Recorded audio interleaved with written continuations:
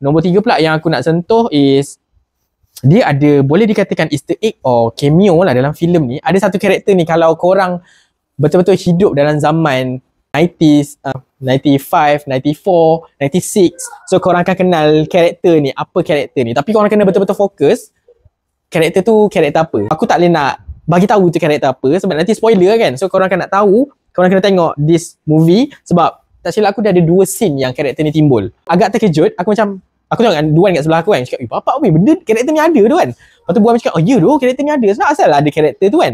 So kalau nak tahu karakter tu apa, korang kena tengok this film dekat wayang yang terdekat korang kan. Last one, nombor 4 yang aku suka dalam filem ni adalah dia punya kredit dia. So kalau korang memang fan Boba Boy, korang kena tunggu lepas habis filem ni lah. Ada satu post credit yang membuat korang akan excited untuk coming project dalam universe Boba Boy ni. So kalau korang nak tahu apa benda post credit tu, sebab bila keluar post credit tu semua orang bersorak weh dalam wayang, memang buatkan bila dia tengok, ramai juga sebenarnya fan Boba Boy ni kan. Aku tak nak spoil benda apa. So korang kena tengok filem ni dekat wayang terdekat dengan korang.